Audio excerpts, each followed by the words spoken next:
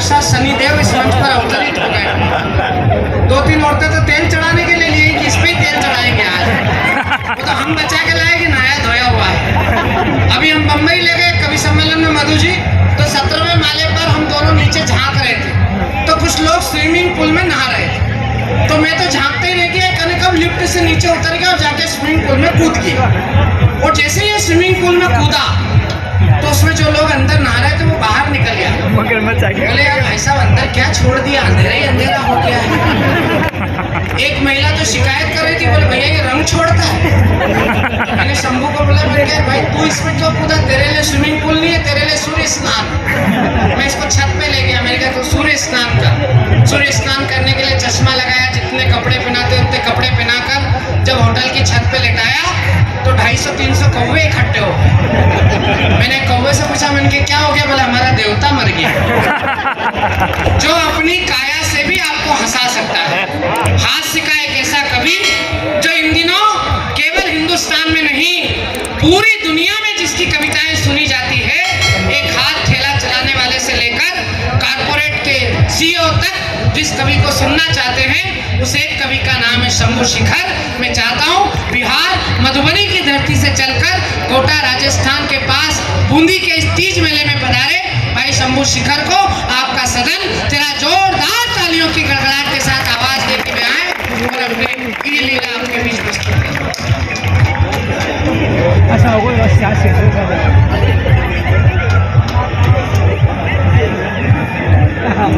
आप सभी को बहुत बहुत प्रणाम करता हूं।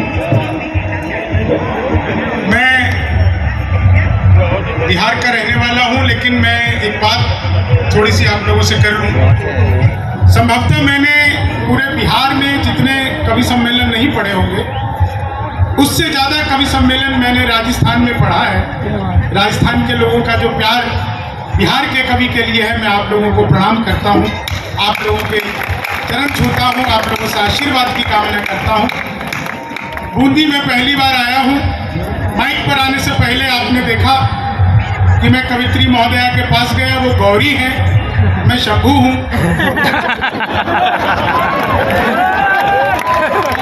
तो मैंने पहले गौरी से इजाजत ले ली कि शंभू को कैसा काव्य पढ़ना चाहिए। नहीं वो गोरी है, तू काला है। तेरा रखवाला ऊपर वाला ही है। तेरे को उससे दूर इसीलिए बिठाया था ताकि लोगों को ये पता लगता रहे कि भगवान के घर न्याय भी है और भगवान के घर अन्याय भी है। तेरे को देखो तो ऐसा लगता है अमावस की काली रात, और गोरी को देखो तो ऐसा लगता है धवल चांदनी पूर्णिमा का चंद्रमा।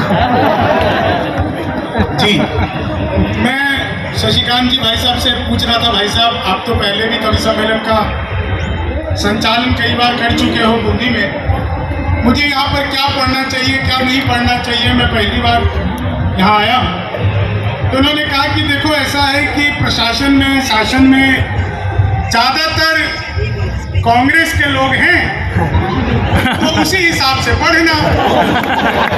मैंने कहा मैं तो उस हिसाब से पढ़ दूंगा, लेकिन इनसे पूछ लो ये कितनी देर कांग्रेसी रहेंगे। पता नहीं आप में से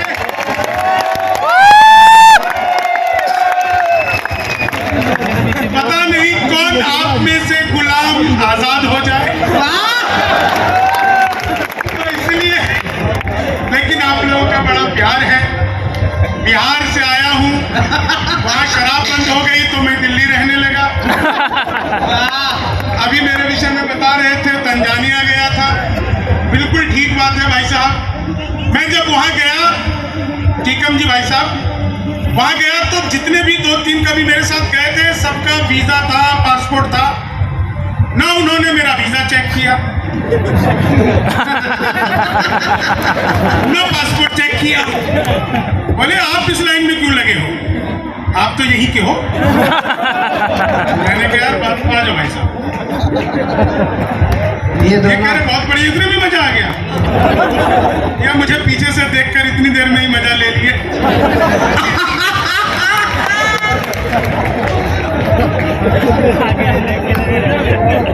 ये बीच में और आ गया बस मासूम, बीच में खुद ही लपक लिया भाई ने। कोई बात नहीं, बहुत मजा आएगा, आप लोग बहुत अच्छा सुन रहे हैं। सबसे बढ़िया तो भूपेंद्र राठौर जी का भी मैं धन्यवाद देता हूँ। इन्होंने इस कवि सम्मेलन के लिए, राजेश जी भाई साहब, आप लोगों ने मतलब इस कवि सम्मेलन के लिए मुझे बुलाया, मैं बड़ा प्रसन्न था आज और अभी तक मैं बहुत आनंदित हूँ। आप लोगों को बहुत जो मेरे पास अच्छा है वो सब कुछ सुनाने का प्रयास करूंगा जी। बहुत दिनों बाद एक ऐसा कार्यक्रम मैं देख रहा हूँ जिसमें पुलिस भी हंस रही है और यहाँ तो झुंड में एक साथ हंस रही है। मैं भाई साहब पुलिस वालों को प्रणाम करता हूँ। कोटा स्टेशन से उतरने तक, यहाँ आने तक रास्ते में कम से कम 10 जगह पर पुलिस सहायता केंद्र मिले। एक भी जगह नेता सहायता केंद्र, कवि सहायता केंद्र, संचालक सहायता केंद्र एक भी जगह नहीं था। पुलिस सहायता केंद्र 10 जगह थे। पुलिस सहायता केंद्र का अर्थ है आप जब भी पुलिस सहायता केंद्र के पास से गुजरे तो उनके सहायतार्थ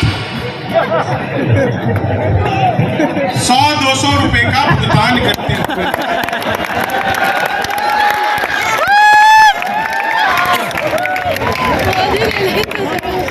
इस बात पर भी पुलिस महोदय हंसे।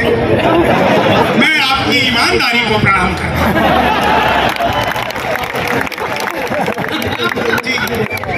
मुझे पता लगा जब पिछली बार यहाँ से आप लोगों के हाथ से यहाँ का नगर पालिका आई थी, तब आप लोगों पे 40-50 या 80-90 करोड़ रुपए घाटे में थी आपकी नगर पालिका। आप लोग बहुत मेहनत करके इस बार इसे मुनाफे में लाए हैं। उगाई इसी तरह चलती रही तो अगली बार भारत सरकार का कर्जा भी आप लोग चुका देंगे।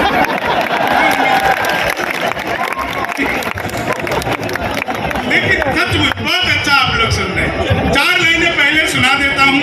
बाबा जी इधर मुंह करके सुना जाता है, भैया इस इधर से सुनते हैं। ये पता नहीं किस मुंह से सुन रहे थे, हैं भाई बिहार के ही हो क्या? जी 4 लाइन पहले सुनिए, फिर उसके बाद मैं देखता हूं मैं आप लोगों को क्या क्या सुनाता हूं।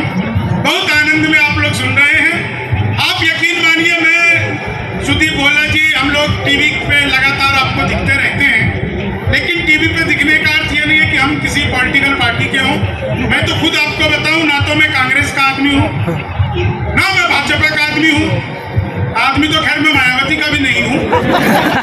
कई बार लोगों को हुलिया देखकर शक हो जाता है, तो मैं पहले से ही क्लैरिफाई करके चलता हूं कि मामला बिल्कुल ऐसा है। मैं 4 लाइनें आपको सुनाऊंगा, बात आप लोगों तक पहुंच जाएगी। इस पूरे उत्साह उम्मीद के साथ एक टिप्पणी पहले करता हूं, आप लोगों तक पहुंचाऊंगा। आप लोगों पे राजनीतिक दुशाले उतार कर कवि होकर के मैं सुना रहा हूं, आप लोग जनता होकर के सुनिए। एक आदमी मिला, बोला यार ये मोदी जब से आया है देश 500 साल पीछे चला गया। मैंने कहा योगी को आने दे, त्रेता युग में ले जाएगा।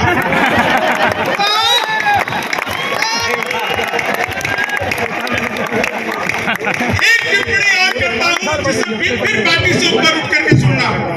एक आदमी मिला, बोला यार ये समझ नहीं आता मोदी जी की नीयत क्या है। तो मैंने खुद जाके मोदी जी से पूछ लिया। मैंने कहा मोदी जी आपकी नीयत क्या है? मोदी जी बोले मेरी नीयत पाक साफ है। तो ऐसे बिल्कुल पाक साफ के हैं। आप लोगों ने बार सुना होगा 56 इंच का सीना। मैं आज बिल्कुल उल्टी जगह से प्रारंभ कहाँ चले गए। 56 इंच का सीना आप लोग सुनिएगा, आनंद लीजिएगा। 56 इंच का सीना, चेहरे पे एक रुआब नया चढ़ ही जाता है, इतिहास में मुकाम नया कर ही जाता है। शादी के बाद बीवी अगर साथ ना रहे, सीने का नाप इंच बढ़ ही जाता है। सीने का नाप इंच बढ़ ही। तो मोदी जी जितने भी चैनल है ना, वो कोई भी चैनल खोलो, वो आज तक, कल तक, परसों तक, जो भी खोलो, सब जगह पे आपको मोदी आएंगे। ये देख करके कांग्रेस से दुखी हो गए, बोले कल से हम डिस्कवरी देखेंगे। वो उस पे भी आ गए। आए थे ना बियर ग्रिल्स के साथ, जंगल में शेड ढूंढ रहे थे। मैंने 4 लाइनें लिखी, आप लोगों की चेतना मानता हूँ।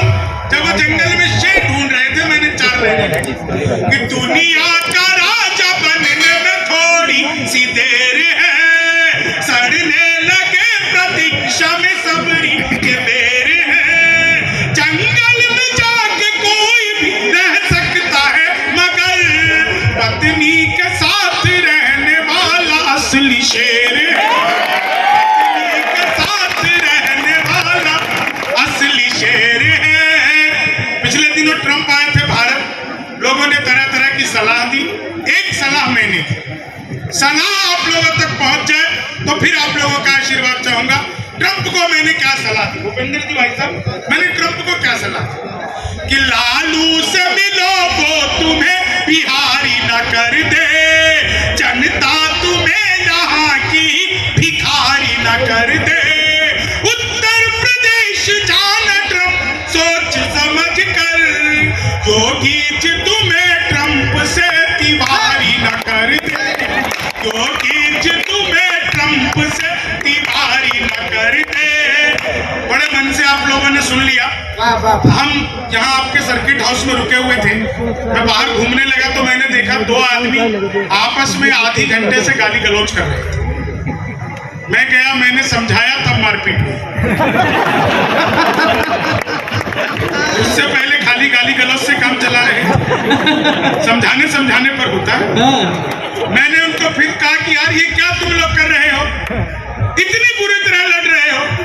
फिर वो अच्छी तरह लड़ने लगे, ये भी समझाने पर होता है। थोड़ा सा आगे आया, आपकी नगर पालिका बहुत अच्छा काम कर रही है।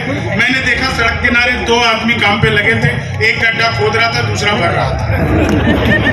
मैंने कहा कमाल है, ये चमत्कार तो यही हो सकता है, एक गड्ढा खोद रहा, दूसरा भर रहा। मैं उनके पास गया, मैंने कहा एक बात बताओ, जब खोदना ही था तो भर क्यों रहे हो, और जब भरना ही था तो खोद क्यों रहे हो? बोले भाई साहब आपको नहीं पता, बरसात का टाइम चल रहा है, काम पे हम 3 आदमी लगाए गए हैं। एक का काम है गड्ढा खोदना, दूसरे का काम है पौधा लगाना, तीसरे का काम है वापस मिट्टी डालना। बीच वाला छुट्टी पर गया है। हम अपना काम कर रहे हैं, पूरी ईमानदारी से कर रहे हैं, तो बीच वाला छुट्टी पर गया है। 4 लाइनें सुनिएगा। बिहार में अभी कुछ दिन पहले सरकार टूट गई, उससे पहले भी टूटी थी। हमारे नीतीश बाबू की सरकार अल्टी पलटी होती रहती है, कभी भी उलट जाती है, कभी भी पलट जाती है, पता नहीं चलता है। बिहार में ये बार-बार सरकार टूट क्यों जाती है? ये अगली पंक्ति में जितने भी बड़े वाले लोग बैठे हुए हैं, उन सबको समर्पित करता हूँ। तो बड़े लोग हैं, मैं सुनाता हूँ साहब, क्यों बिहार में सरकार टूट जाती है बार-बार। आप लोग आनंद लीजिएगा, बिहार में सरकार बार-बार कि उल्टे तवे पे रोटियां सिकती नहीं ज्यादा, घटिया हो क्वालिटी तो वो बिकती नहीं ज्यादा। एक सिख राजनीति दे गई बिहार की, दारू के बिना दोस्ती टिकती नहीं ज्यादा, दारू के बिना दोस्ती टिकती नहीं ज्यादा। अच्छा, एक खबर आप लोगों तक पहुंची होगी, जिस दिन बिहार में शराब बंद हुई उसके ठीक 15 दिन बाद एक खबर आई, 18,000 लीटर शराब चूहे पी गए। मैंने 4 लाइनें फिर लिखी कि रिद्धि में सिद्धि जोड़ दो, चाहे कि घटा दो, इनाम सा लगने लगे कुछ ऐसी सजा दो। जब तक बिहार में शराब बंदी है लागू, तब तक गणेश जी मुझे चूहा ही बना दो, तब तक गणेश जी मुझे चूहा ही बना दो। आप लोग थोड़ा बिखरी तालियां बजा रहे हैं, कोई बात नहीं, इतने में मेरा काम तो चल ही जाएगा, क्योंकि बिहार के आदमी को ज्यादा ताली की जरूरत नहीं होती। मैं आपको बताऊं, दुनिया में सबसे ज्यादा ईमानदार नेता हमारे बिहार के आदरणीय लालू प्रसाद यादव। जिस जेल का उद्घाटन किया खुद उसमें बंद रहे। ये होती है उद्घाटन की जिम्मेदारी। मैंने उसी दिन कहा था यार इनसे किसी दिन शमशान घाट का करवा लो। सही आदमी से सही काम लेना चाहिए। और मैं तो बहुत दिनों बाद ऐसा प्रोग्राम देख रहा हूँ जिसमें सामने महिलाएं भी बैठी हुई, पीछे भी बैठी हुई हैं और ये खुलकर हंस रही हैं। इसमें इनकी कोई गलती नहीं है। जहां तक ज्यादातर महिलाएं खुलकर हंसती नहीं, इन्हें ब्यूटी पार्लर वाली समझा के भेजती है। बहन जी ज्यादा मुंह फाड़ के हंसोगी तो चेहरे के पीओपी की कोई गारंटी नहीं है, कभी भी उतर सकती है। ये कुर्सी कहाँ टेबल के नीचे से दी जा रही है, अब तक टेबल के नीचे से कुछ और देकर कुर्सी ली जाती थी, ये सीधा कुर्सी टेबल के नीचे से पहुंचाई जा रही है। ये कमाल हो गया। अच्छा मैं वहां बैठेगा कौन ऐसे मुंह करके? ये किसके लिए कुर्सी लगाई गई है? नहीं आपके लिए? क्या आप लोग दो ही कुर्सी पे एक लोग हो? आप लोग इसी सहभागिता से बाकी सारे काम करते हो क्या? तो नहीं ले लो ना, कोई बात नहीं, कभी तो बीच में बोलते रहते कुछ, ले लो कोई नहीं, आपको बैठना है। ले ली उनने, ले ली। तेरे समझ में आ जाती तो तू बिहारी होता है। नहीं सच बात है भाई साहब, बिहारियों के सच में इतने बुरे दिन आ गए, यादव भी सलाह दे रहे, सच में बुरे दिन आ गए। तो हमारे यहाँ तो इनकी सरकार भी है। सुनो बिहार ऐसा पहुंचा दो। हाँ, ये क्या कर रहे हो? अब इसके ये पर्दा प्रथा नहीं चलेगा भाई साहब। अब ढाक दी कुर्सी ने, इन्होंने किया क्यों है ये? मेरे समझ में नहीं आएगा बेटा। कुर्सी के घूंघट चढ़ा दिए इतनी दूर से। भाई साहब आप किसी काम के लिए गए थे? नहीं सच में समझ नहीं आया। आपको आया क्या? हाँ आ गया मेरे तो। समझाओ। ओह अच्छा समझ में आ गया। बाल बढ़ाने से कोई अकल थोड़ी आती है। ठीक कह रहे भाई साहब।